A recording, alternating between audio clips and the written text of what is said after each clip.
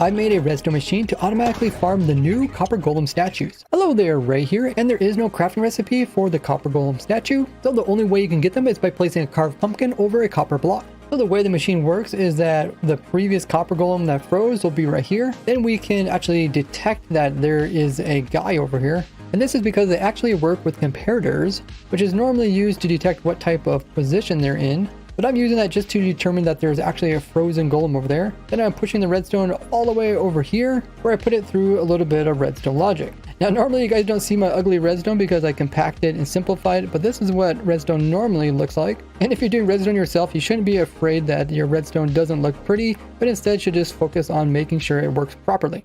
So once we have a frozen statue golem in there, this torch will turn off. But for the machine to start up, we need to make sure this torch turns off. And this will only happen if there is a block placed in here. And this is where the player comes in. The player will have to be AFKing here, where they're given these oxidized copper blocks. Now to get to the copper blocks needed for this farm, I do have several different types of copper farms. Plus I will also be showing some more new copper farms soon. So you got some more cool videos to look forward to from me. And to convert the clean copper into this oxidized copper, I do have a second machine that can actually do that as well automatically. And they're just going to be sitting here and holding down right click.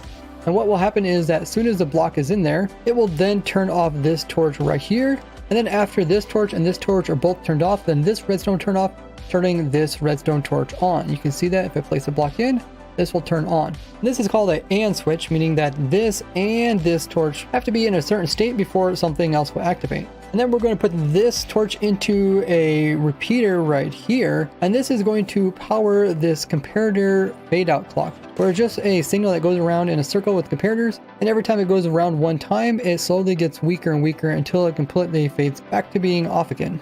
But during the time that it is on, it's also going to send a signal all the way over here, which is going to extend this piston and keep it extended. This does two things. It pushes the copper blocks all the way over here, where the block will be placed right in here. At the same time, it will also extend the piston so the player cannot place in a new copper block. This will be important for the next step. Did you know every like on the video will produce a happy copper golem? And then what happens after this is that the redstone signal that was in this fade out clock will continue to go this direction, go up here, activate this dispenser.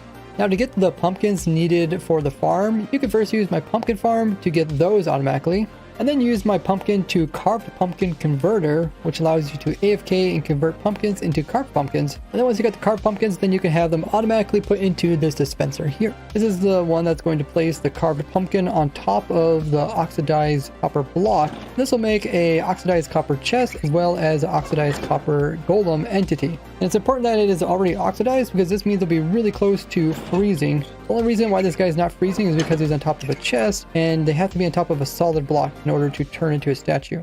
And then at this point, the redstone continues going by, and then it's going to activate this dispenser, which is going to drop out a TNT block right down in this hole here. And then the TNT will get washed over towards this previous frozen copper golem, as well as the new oxidized copper chest. The only problem is if the TNT would blow up in this water, it doesn't actually destroy any blocks. So if we watch it right now, we can see it blows up, but nothing happens other than the golem gets a little bit of damage. So we actually need to retract this water here so that there's no water here when the TNT blows up. Now we can't have no water here all the time for another reason, which I'll point out just in a second. But the way I do retract the water is I just come over here with the same redstone signal that activates everything else, and we come in and extend this piston. Now when the piston extends, what's going to happen is that the water source that was here was taking this little shortcut, meaning it could reach farther. But now this second water source is the only one that's supplying flowing water, but since it's farther away, it ends up flowing and not as far. So if we look at it, we can see there's now a gap here. So now if the TNT would activate, the TNT will come down here, be close enough to both the golem as well as the copper oxidized chest, and it'll destroy those two items and they'll fall downwards, and then they'll get picked up by the topper minecart and pushed into this chest here. And here you can see all the different types of oxidized copper golem statues that we're collecting. When they get blown up, they are considered different, not only because of the different poses that they can have, but each of them is just considered different, even though you can normally stack them. This might change in the future, but at the moment you just get a whole bunch of variation. And if we take a bunch of these guys out of the chest and then place them down, you see they do keep their same animations as their items. So the farm just doesn't produce the default, but also produces all the different positions that they can be found in. But if with the different levels of oxidization, you need to come in with an axe and right click them. This will change them from the completely oxidized to the weathered, then to the exposed variation, and then to the normal copper variation. And then if you clean them one more time, this will actually bring them back to life as an entity.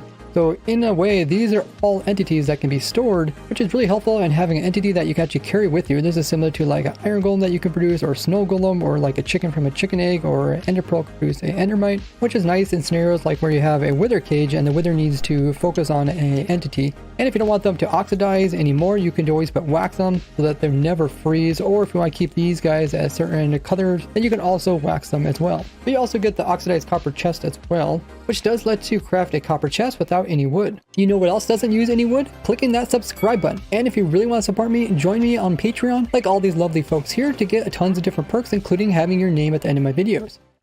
Now in Java Edition, we can get an unlimited amount of TNT through dupers, but since there's no TNT dupers here in Bedrock Edition, I just put in a dispenser. You could use other types of explosions that are renewable, such as like a wither cage, or even using the end dimension obsidian platform to automatically mine down these blocks.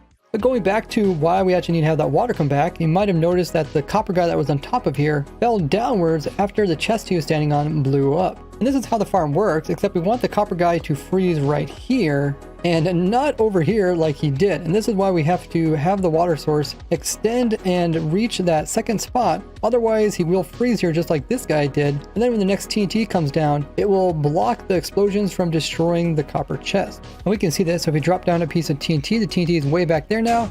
And you see it gets stuck in the water and is unable to actually destroy either of these blocks.